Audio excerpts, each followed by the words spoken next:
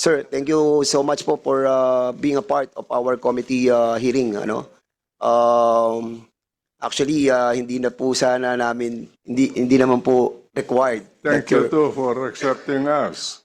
I've been a member of this House for 10 years, both in the interim batasan, the regular batasan, and the regular Congress after 1987 election. Thank you so much, former Senator and Secretary and also former Congressman. In deference to your being present here, we will be allowing the administrator of the CESA, Secretary Katrina Ponce Enrile, to deliver her opening remarks, no? Because we believe that our good senator is already 100. So, ma'am, after po ng inyo pong opening remarks, actually, we will be allowing both of you to be excused in this hearing because in deference to all the contribution of the former senator to this country, I believe that everybody will join me in the call that after which you can be excused. We started with 300 licensees, went down to 30, and right now we're down to 13. Out of the 13, only 7 are operating. Ninakaw na sa amin ang idea, binago ang anyo at ginawang mga pugad ng kriminalidad, tapos di pala nila kayang kontrolin. Tapos kami pa ngayon ang pilit na idinadamay at sinisisi sa hindi namin ginawa. Yes po. Do you believe that Executive Order number 13 that was issued by the former President Rodrigo Roa Duterte was a mistake? Yes po. Good morning, everyone. We would like to thank the Committee on Public Order and Safety and the Committee on Games and Amusement for inviting the Cagayan Economic Zone Authority as one of the resource speakers in today's hearing. I am here today with my father, Secretary Juan Ponce Enrile, the author of CESA's Charter, RA 7922, which was enacted when he was a member of this august body as a congressman for the 1st District of Cagayan. We are grateful for this opportunity to be able to clarify a lot of misconceptions, wrong notions, and baseless allegations against CESA and its locators that have been fed to the public. As the Administrator and Chief Executive Officer of CESA, it is my great honor to inform the public of the nature of the interactive gaming operations of our locators within the Cagayan Special Economic Zone and Freeport, as well as CESA's position on the recent pronouncement of our dear President, President Ferdinand R. Marcos Jr., during his 3rd State of the Nation address held last July 22, 2024. It will be a great disservice to the President and the rest of our stakeholders if CESA is unable to clarify and distinguish our business from that of PAGCOR. CESA is one with the nation and our President in the clamor to rid our country of the criminality brought by the POGOs. To this end, I want to categorically state that there are no POGOs in the Cagayan Special Economic Zone and Freeport. There never was and there never will be. POGOs are the exclusive creation of the past administration of PAGCOR. CESA has the authority to conduct offshore iGaming operations since it can register enterprises organized or domiciled in the Philippines or any foreign country. Unlike CESA, PAGCOR's charter does not include operations outside the jurisdiction of the Republic of the Philippines, PAGCOR's charter and authority is territorial to the country.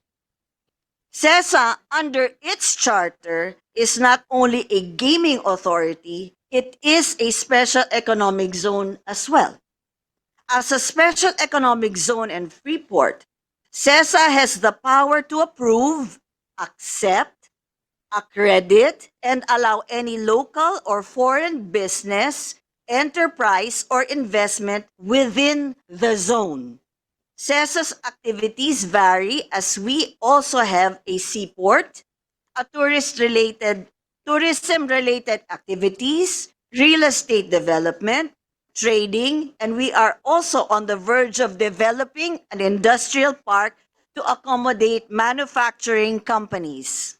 We believe congressional and Senate hearings are in aid of legislation. Hence, we need to better understand the distinctions between CESA's iGaming licensees and the interactive gaming support service providers and PAGCOR's POGOs. It is for this reason that I am here today to shed some light on the pressing issues. Discernment of POGO issues. Allow us to set the record straight. Number one, CESA takes exception to some quarters that have lumped up its licensees with that of PAGCOR's. This cannot be farther from the truth. Wala pong POGO sa CESA. Again, there never was and there never will be.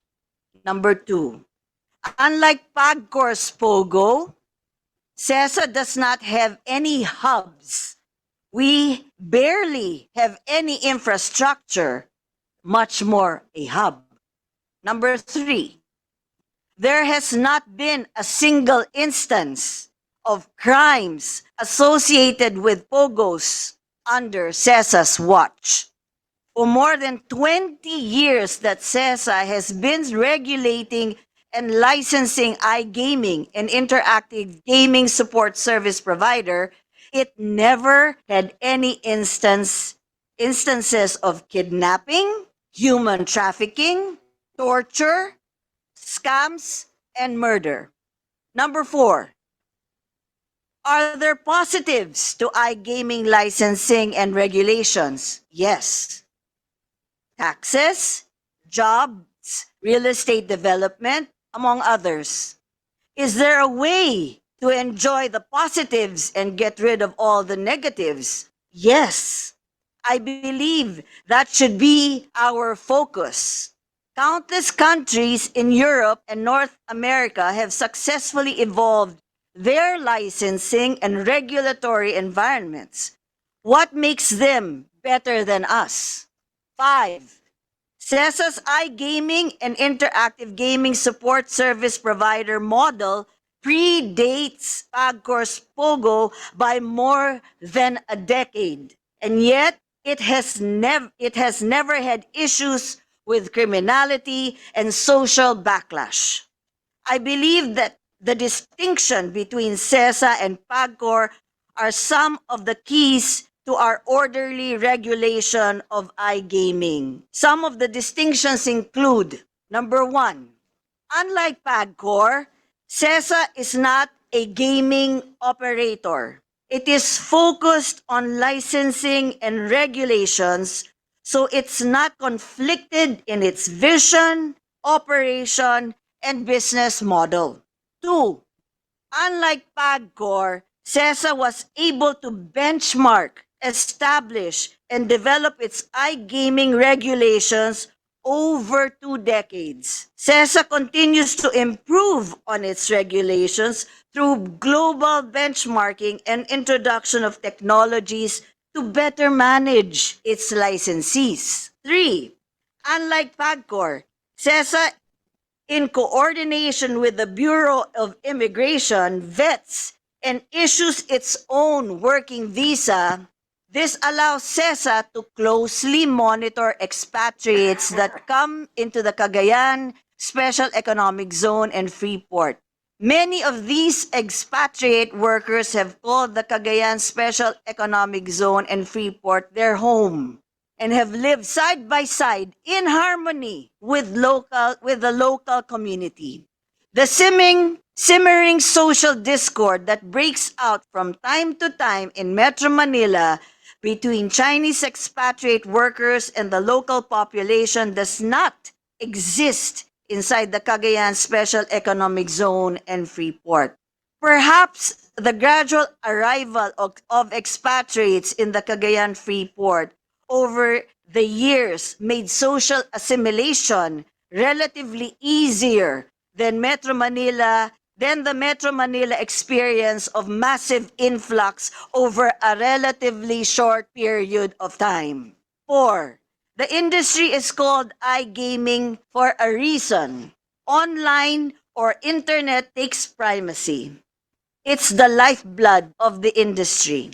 CESA, through extensive benchmarking of other jurisdictions over the years, learned early on that it needs to manage that lifeblood. To do this, CESA collaborated with its master licensor to build a dedicated data center for its iGaming and interactive gaming support service providers, as well as its dedicated internet service provider or ISP.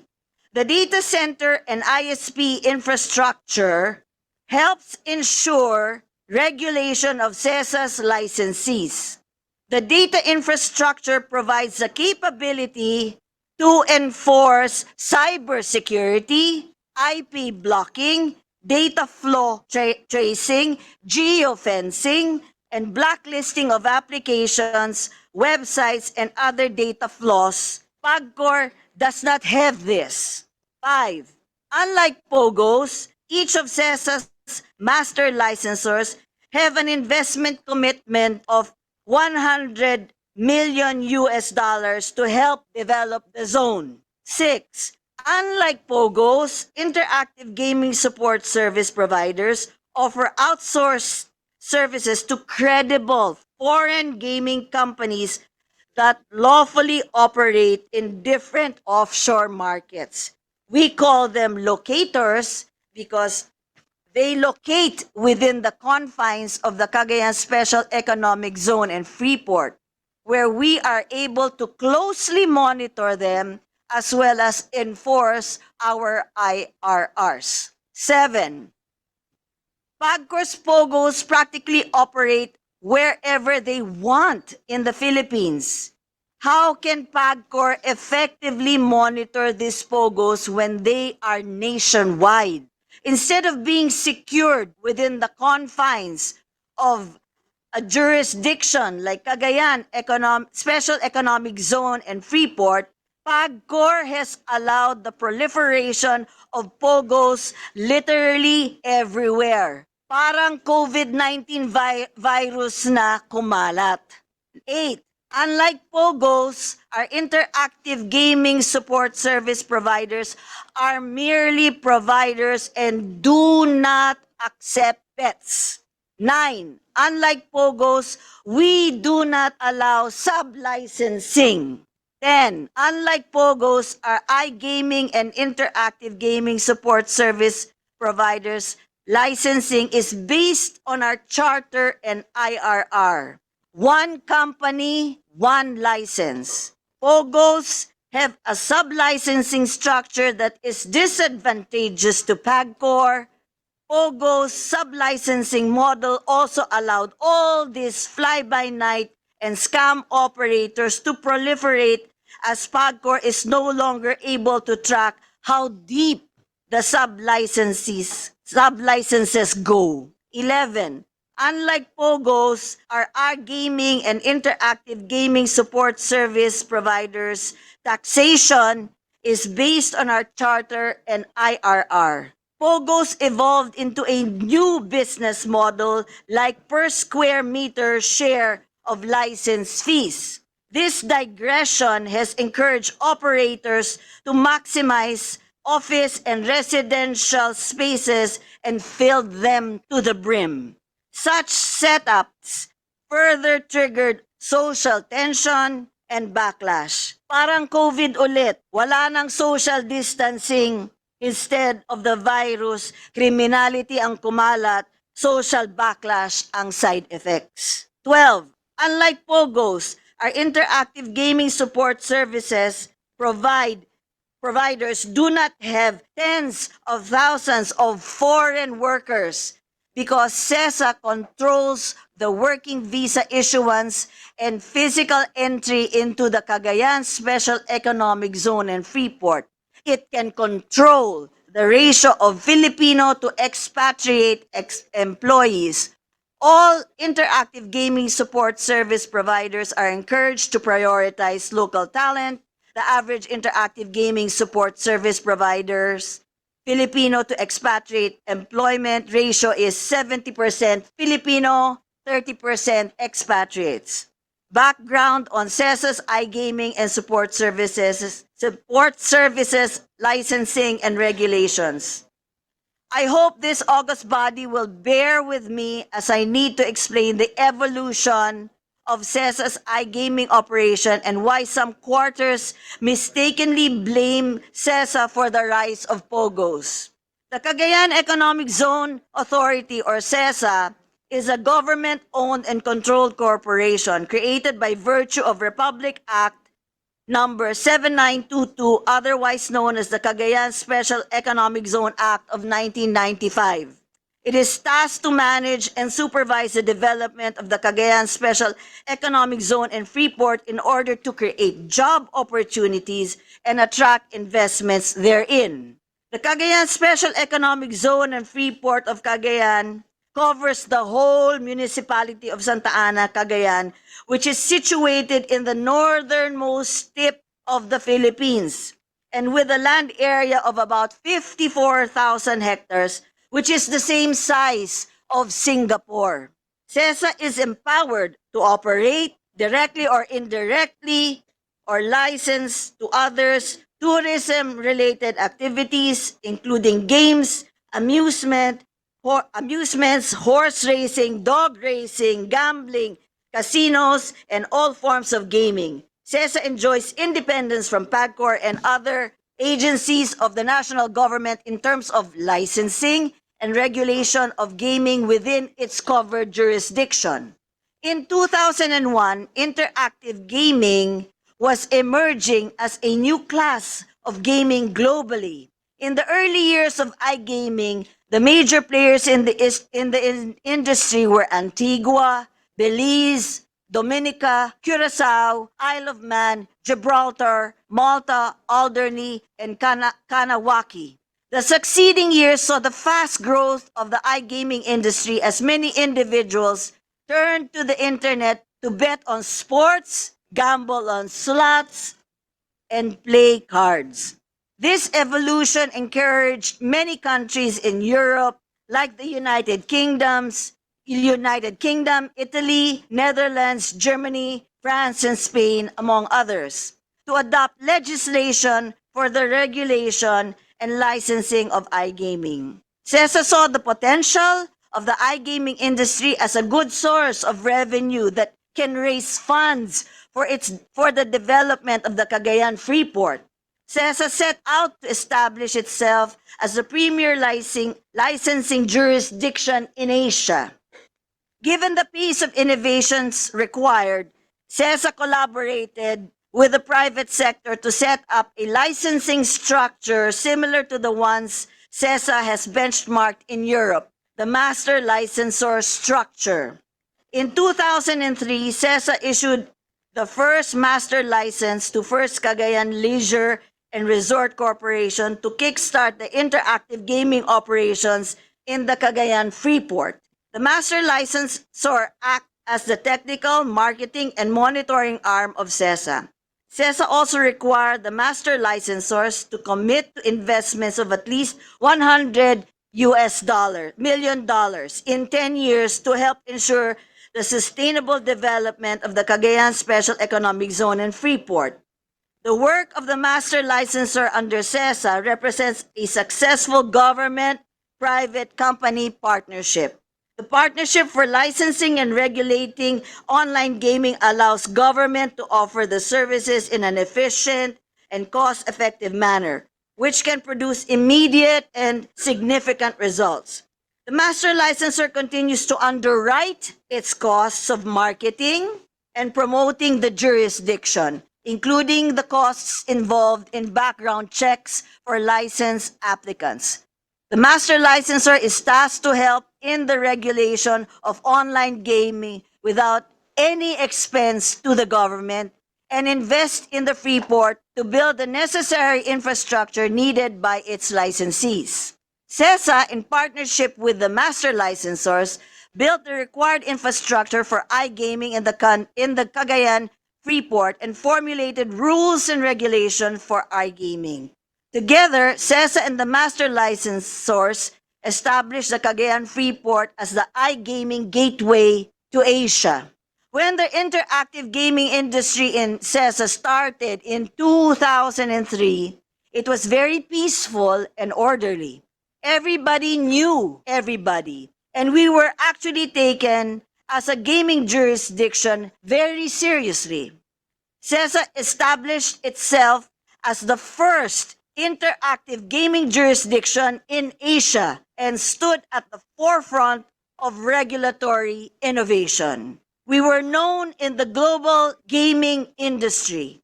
In fact, CESA used to be a member of the International Association of Gaming Regulators.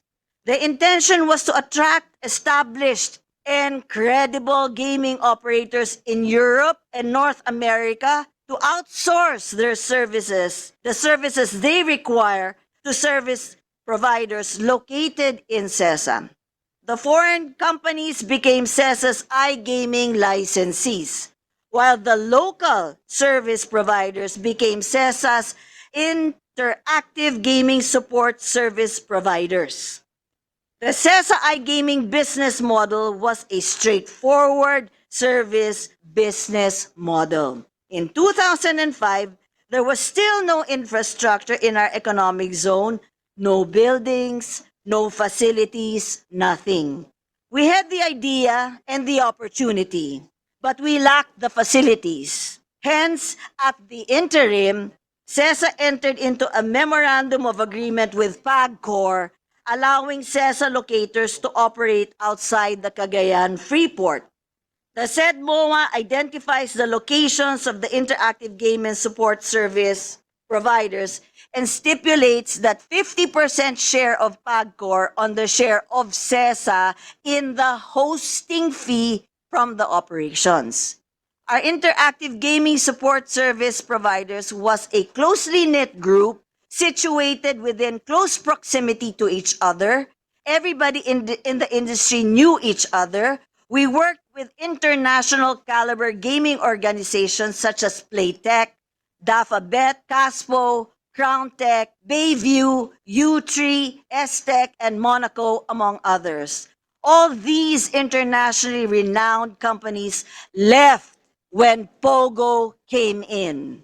In 2007, an OGCC opinion numbered 241, series of 2007, confirms CESA's authority to allow interactive gaming support service providers to operate outside the Cagayan Freeport. To quote, "We opine the CESA locators engaged in internet interactive gaming may use PEZA-registered IT buildings outside the Cagayan Special Economic Zone and Freeport, provided that the same only utilizes these facilities for the purpose of providing IT services pursuant to and/or in connection with its internet interactive gaming business operations and not for the conduct of gaming." Close quote.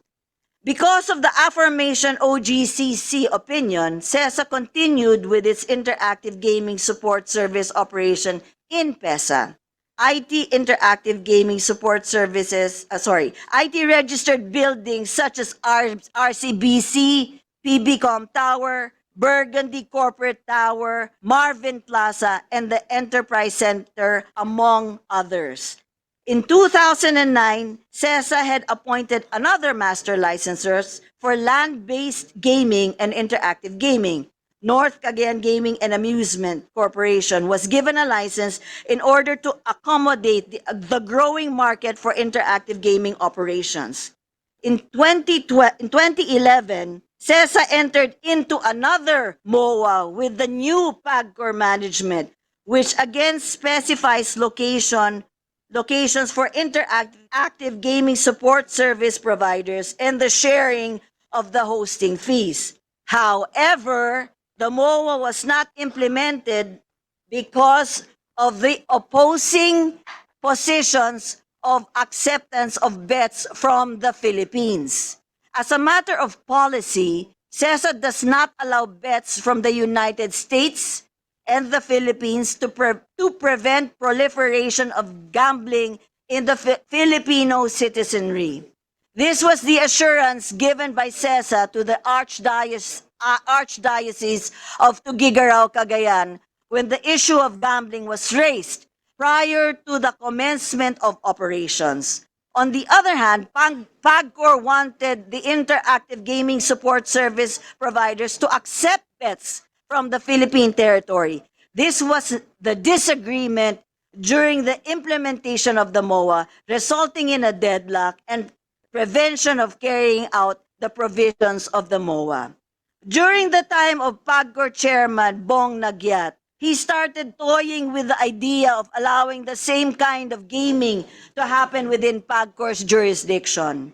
It is in direct competition with CESA, but with a certain advantage that they can also take bets within the country. It was operationalized in 2013 after PAGCOR and Prime Investment Korea Inc. Excuse me. or Quiet please. Quiet while nagsasalita po yung ating mga resource person. Please maintain yung pong ating pong habang meron po tayong nagde-deliver ng kanyang pong opening remarks. Please. Go ahead, ma'am. It was operationalized in 2013 after PAGCOR and Prime Investment Korea Inc. or PIKI had entered into an agreement allowing the operation of gaming tables equipped with high-definition cameras, voice-over internet protocol facilities, and other internet data facilities in Midas Hotel. Later on, the operation spread to Soler, City of Dreams, Resorts World, and then Okada. In 2017, former President Duterte issued Executive Order EO number 13, mandating all gaming and all gaming related activities to operate inside the territorial jurisdiction of the authority that issued the license.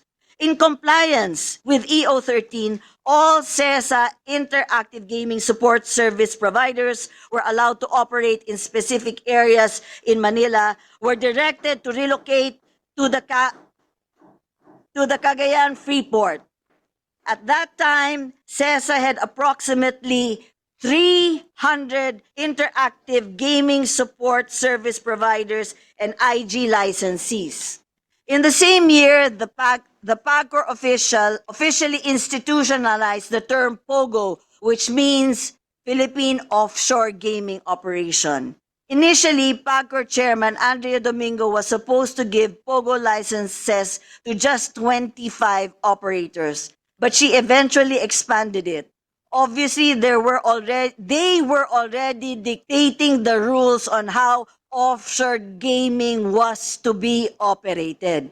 With all the iterations and mutations from the original concept, it actually transformed into something else that was not anymore reflective of what was being done within CESA.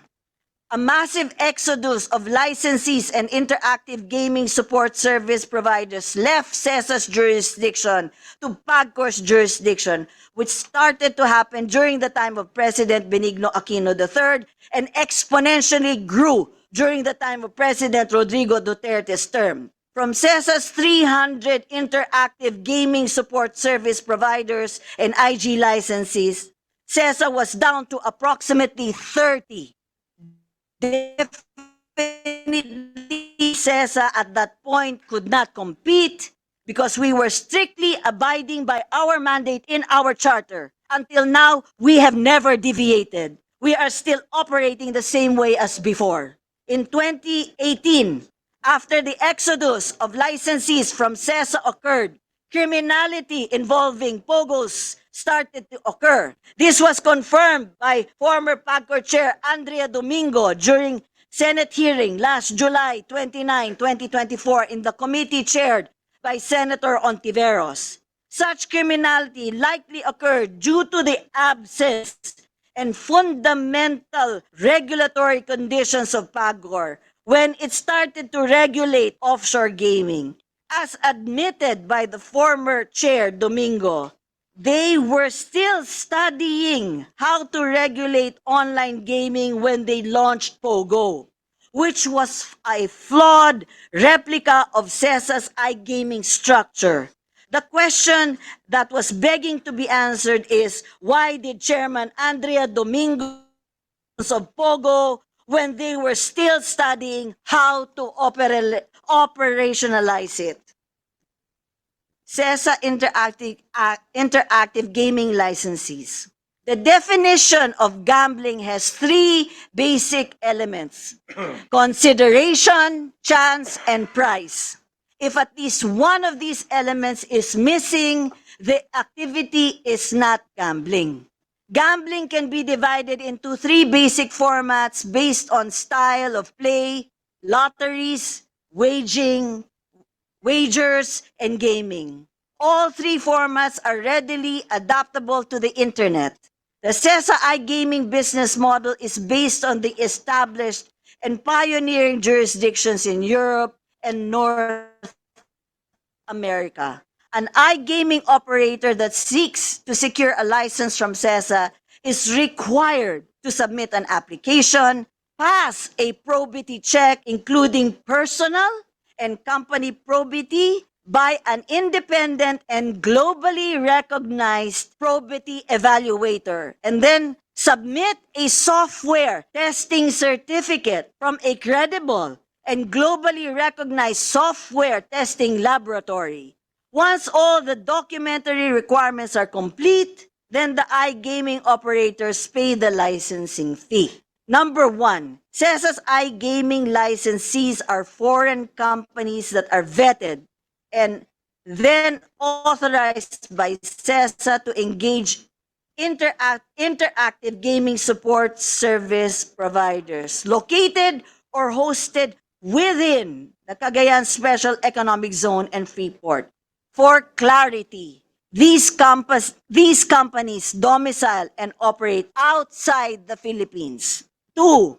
CESA's Interactive Gaming Support Service Provider is a service provider duly registered in the Securities and Exchange Commission and the Bureau of Internal Revenue, and then authorized by CESA to provide outsourced services to credible foreign gaming companies that lawfully operate in different offshore markets. For clarity, these companies domicile and operate inside the Cagayan Special Economic Zone and Freeport. 3. The iGaming licensees of CESA have foreign-facing operations, which means that these licensees are prohibited from soliciting and accepting bets from the Philippines and other countries where gaming is prohibited. To ensure no bets are accepted from the Philippines and other countries where iGaming is not allowed, CESA requires its iGaming licensees to observe IP and financial blocking of attempted access from the Philippines. Number 4, CESA, in partnership with one of its master licensors, built a telecommunication infrastructure in the Cagayan Freeport consisting of an 80-kilometer fiber optic network connecting the Cagayan Freeport to a submarine landing station, a microwave data facility, and a redundant fiber optic backbone, a cyber park, and a data center facility. An international airport was also built to bring in investors and guests to the Cagayan Freeport. 5. The iGaming activities of CESA do not in any way negatively affect, influence, nor contribute to the proliferation of gambling activities in the Philippines, since no bets are allowed to be taken by the iGaming licensees and their gaming websites are blocked and cannot be accessed in the Philippines.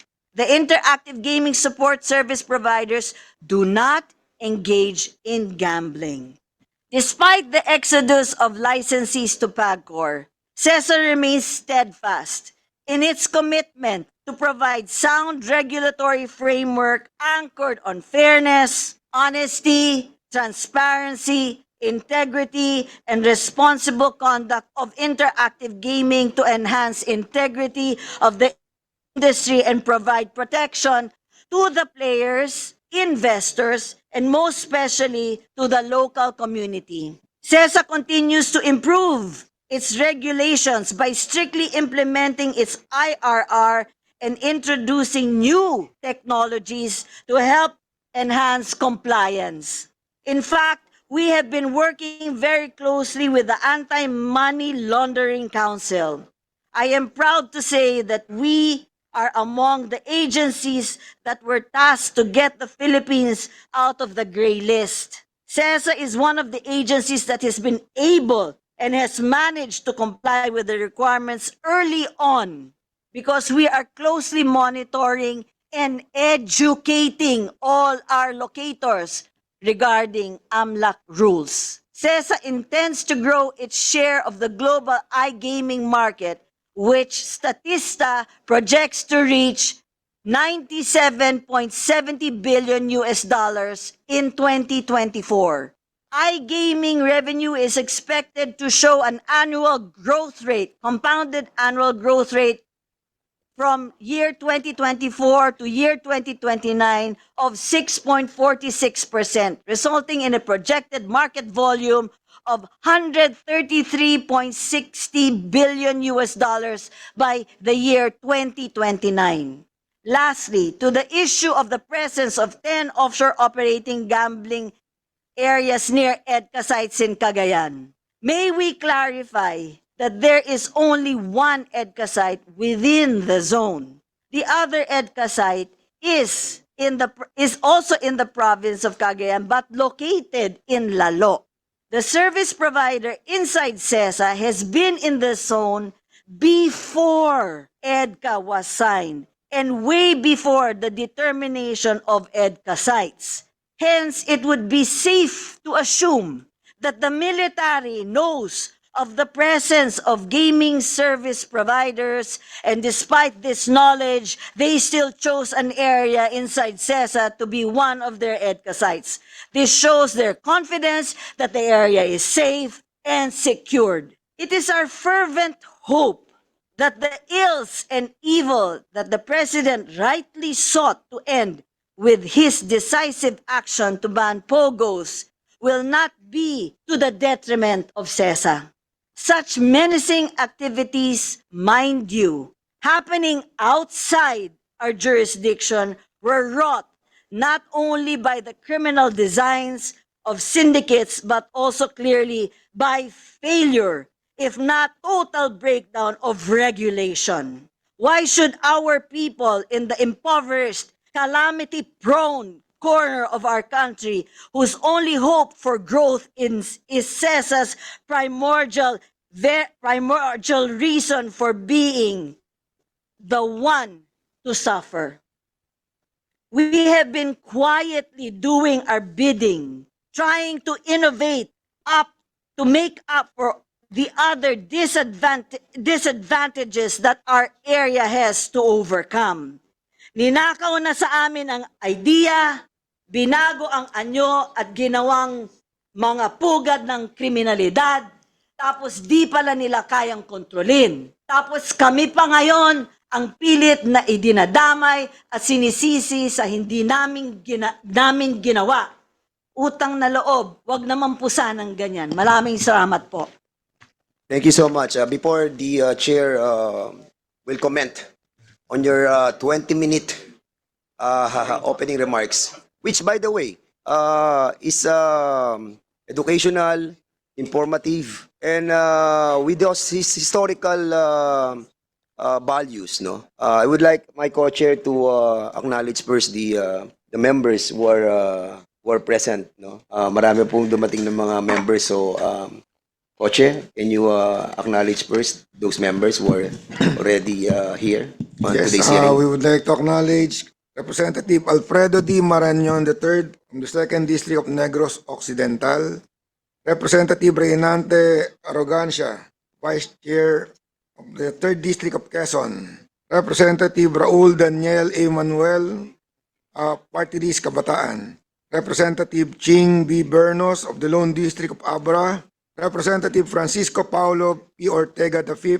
1st District of La Union, Representative Joseph Jojo Lara, 3rd District of Cagayan, Representative Jaur Raman A. Adyong of the 1st District of Lanao del Sur, Representative Fernando T. Cabredo of the 3rd District of Albay, Representative Faustino Ino A. D. V of the 6th District of Isabela, Representative Jude A. Asidre of Party List Tingo, Representative Maidi N. Kua, Lone District of Quirino, and Representative Loreto B. Acheron of the Lone District of General Santos City. Thank you, co-chair. A while ago, before and while you were delivering your opening remarks, some members were contemplating on to excuse the former Senator Juan Ponce Enrile in deference on his age and the contribution to this country. But I was able to find out the importance of these remarks that you have manifested in this hearing. And it opens a lot of loopholes. I think if the members will agree with me that I don't know the sentiments of the members, but if you're going to ask me, I think it's better for Ma'am Katrina to stay and to find out, no? Kasi, ang ganda po ng mga nadinig ko the one company, one license, compared to the PAGCOR na maraming subs license, and the service provider that are being contracted by DSESA, and at the same time, ito pong interactive gaming license that are being used by the CESA compared to the internet gaming license that being used by the PAGCOR. And at the same time, siguro, Madam Katrina, I'll be asking you one question. Isa lang. Yes po. And then I'll be letting all the members to decide whether we will be allowing the former senator. Dahil nga po, alam naman po natin that we don't know, ma'am, kasi baka dito may mga sipon, may mga sakit. Mahawa pa po natin si senator. And of course, we have to respect our former senator. Marami na po siyang contribution dito sa ating bansa, and sana naman po ay humaba pa kanyang buhay. Ma'am, Yes po. do you believe that Executive Order number 13 that was issued by the former President Rodrigo Roa Duterte was a mistake? Yes po. Okay. Because all the powers was transferred to PAGCOR. Yes po. Okay. Maraming salamat po doon sa honest answer po ninyo. And as a matter of fact, yung pong sa CESA and the old economic zone is not germane on the topic that we are discussing. And it was manifested already by Congressman Paduano during the last hearing. And I believe that I think it's all up to you. You're going to share more on the importance of the offshore gaming that was conducted by CESA since 2003 po. 2003 and contributed to the Philippine economy. Yes po. I think it is imperative for you to be a part of the discussion. But, of course, you have to, consider po natin yung pong posisyon ni Senator Juan Ponce Enrile. He can make also a statement if you want po. Yes, we will. But, ma'am, because I have followed your I was about to stop you. I was about to stop you a while ago because marami ako nadidilig na haba na. But when I followed your statements, nakita ko yung mga difference between PAGCOR and the CESA. Kinompleto ko po. Para And of very course, clear. we wanted, I believe that a lot of members wanted to ask questions for us to compare the PAGCOR procedures and the procedure of the CESA. And you can help us. And you can even help the government with this. Di ba? We can clean, no? The operation of, not the POGO, but originally it was called by CESA as what?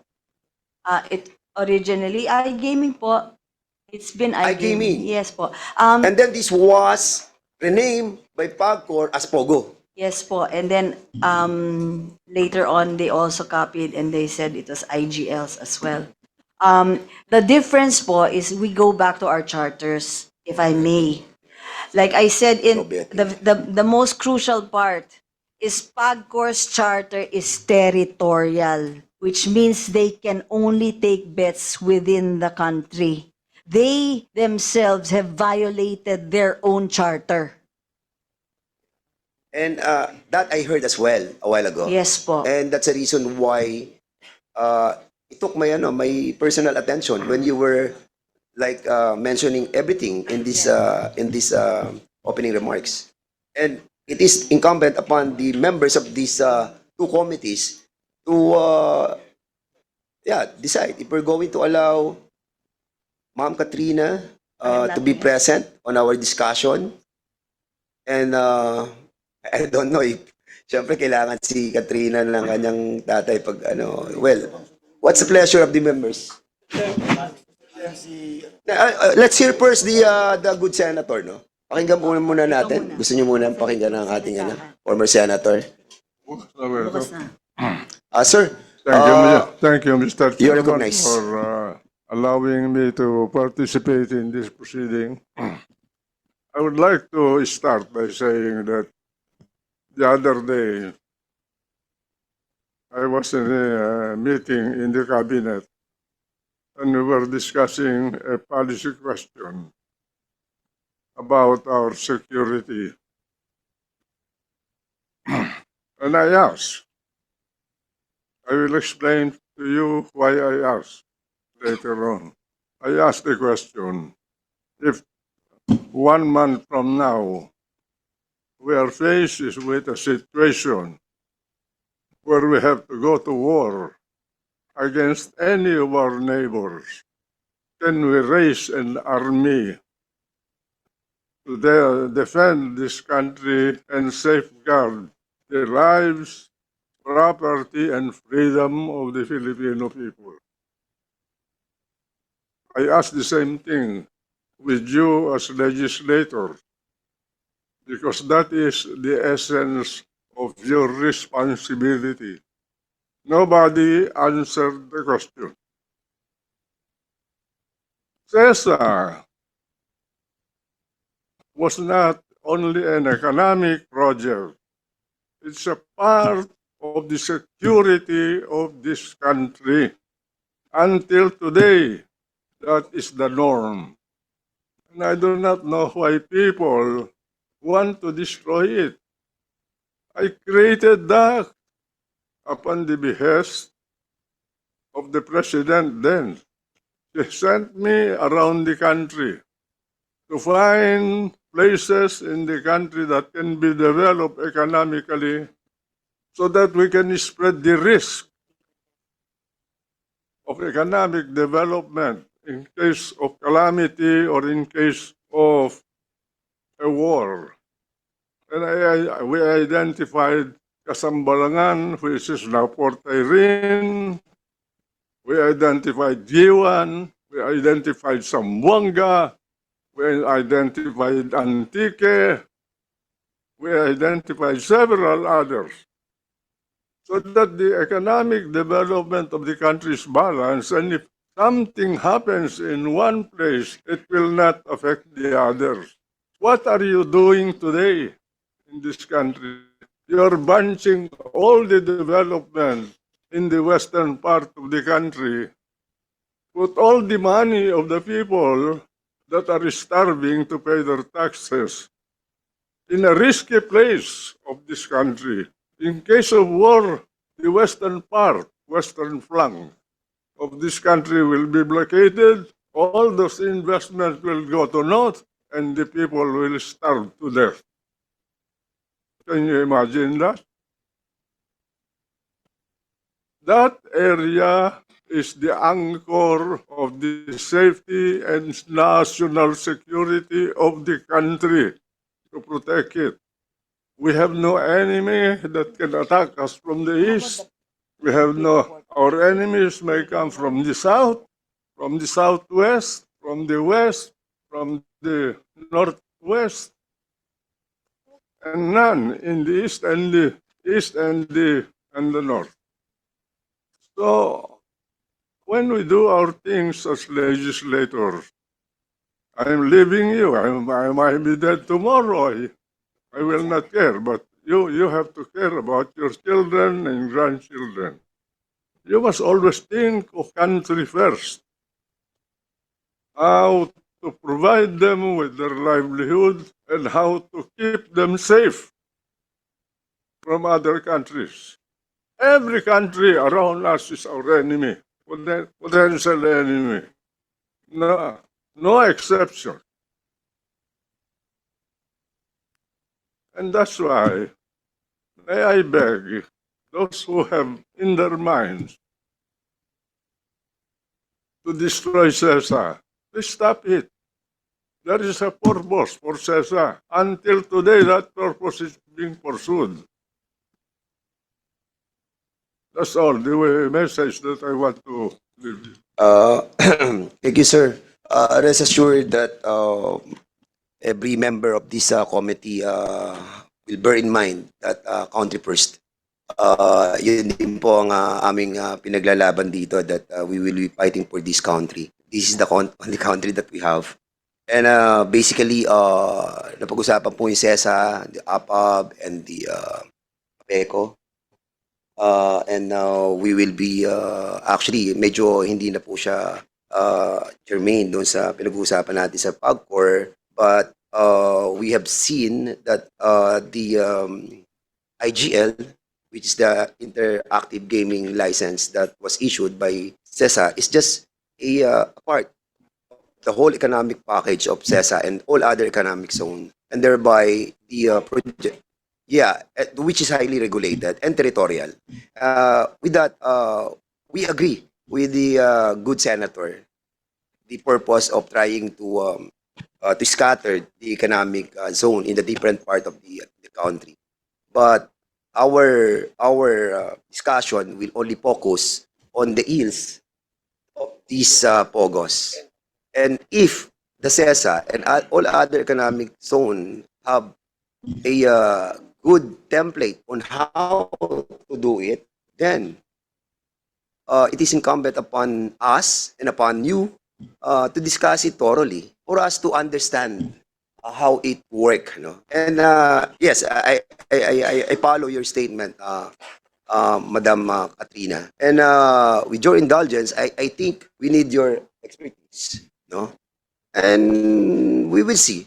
Along the way, we will see if there are some violations or there are some perfection of the actual operation. Then we will be guided accordingly. So, Madam Senator Juan Ponce Enrile, we know your vision, and we are very thankful. And with this, I think I will be asking the members what is the sentiment of our members with regards to the presence of our good senator. Chairman. Yes, Deputy Speaker Albano, please. Thank you, Chairman Dan.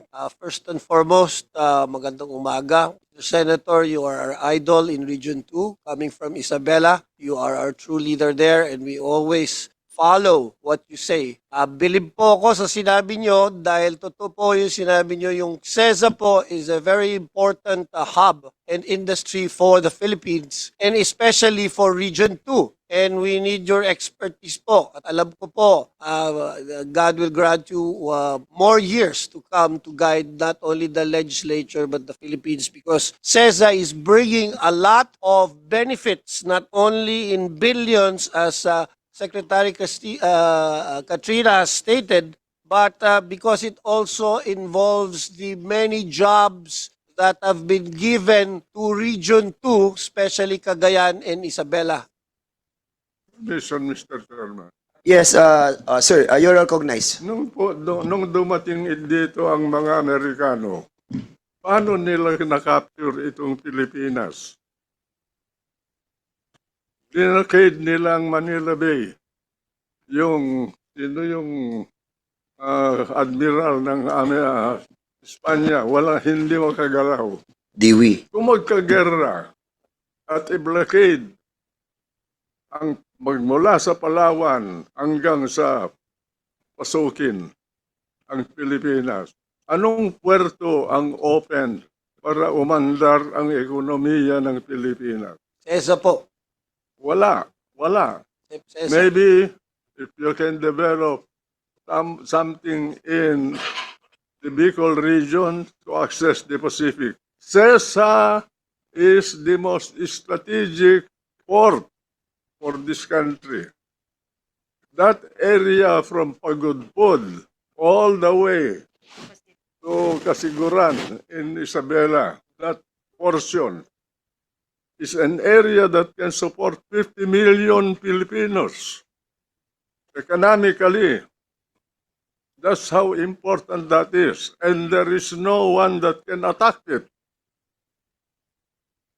And that is why we have to develop that as a place to repair our government and our people, some of them, in case of war. Even the Japanese who invited us, who invaded us, thought of that place as an exit point. They knew what they were doing. We Filipinos, we do not know what we want. We do some things without any purpose. My God, when you build the country, you have to build the economy, you have to build the system to safeguard that economy. That is what China is doing now. They had the time line. Be rich until 2001, develop your military until 2030, prepare for war from 30 to 50, and conquer the world. That is their purpose. Thank you, Thank you, Mr. Senator.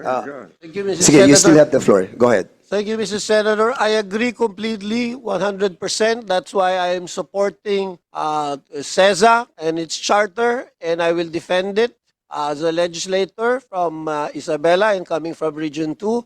And Mr. Chair, I believe that the statement of our Secretary Katrina Ponce Enrile has already stated that there is no POGO in CESA, and therefore there is actually not much jurisdiction that we have for this committee to hear from her or from Secretary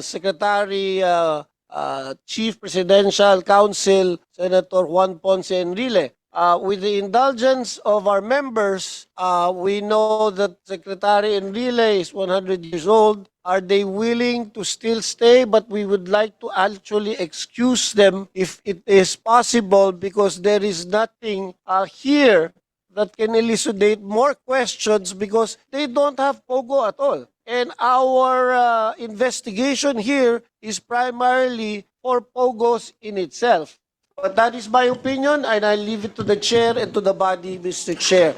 But I would like to just say that under Madam Katrina's chairmanship of CESA, I for myself have visited, has been improving tremendously and has been giving a lot of money to the country and to the region itself. And I, of course, would like to give thanks for her service and for her strength in making sure that CESA will continue to give service not only to our region of Cagayan, Isabela, and Region 2, but the entire Philippines as well. So I thank you for your service, Madam Katrina. So again, I leave it to the chairman. I would like to ask the permission of our colleagues to exclude them if they wish to do so, or if they want to stay here to answer questions. That is their prerogative.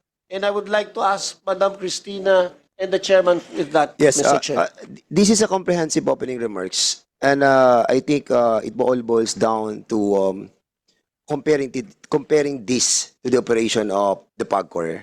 And I think and I believe the chair believes, no, with the members will allow me to in deference to Senator Juan Ponce Enrile, we will be allowing you to be excused. But I think your deputy administrators are here, yeah, and they can defend these opening remarks.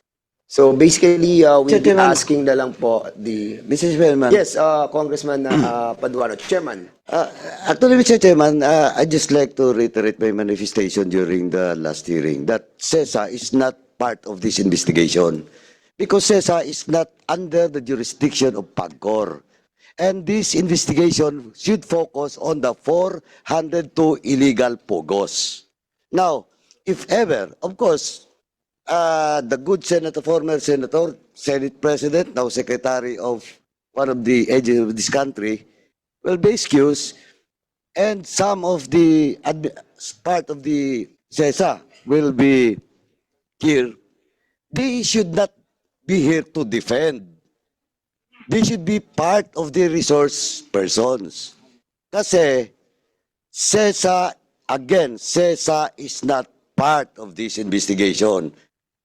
Well, in fact, sabi ko nga nung nakaraan, hindi nga natin maubos yung 402. Mag-imbestiga pa tayo sa kabila. Let us finish first the problem of PAGCOR, in which it was stated also by Attorney Katrina, Secretary Katrina, with regards to the charter of PAGCOR, and it was established last hearing that PAGCOR has no authority and in their charter, any provision in their charter with regards to POGOs. And hearing the invoke about Jaworski jurisprudence, it cannot be applied because that is not all about offshore gaming. That is all about internet gaming, that case. Let's say, Mr. Chairman, if CESA, some of the officers of CESA will say for purposes of giving us some insights, not as part of the to be investigated, Mr. Chairman. That is a different case, Mr. Chairman. Okay. Just to clarify, Mr. Chairman. Thank you, Mr. Chairman. The chair agree. Okay. Before we let the good senator and the CESA family be excused, last word. Just by way of an additional information, we started with 300 licensees, went down to 30, and right now we're down to 13. Out of the 13, only 7 are operating. Just for your the information of the body. Thank you very much. And this was wrong copycat by the PAGCOR. Yes po. And we have to establish that. Yes We po. will establish that in this hearing. Salamat po. Okay. Anyway, so kung wala na po, 1 minute suspension.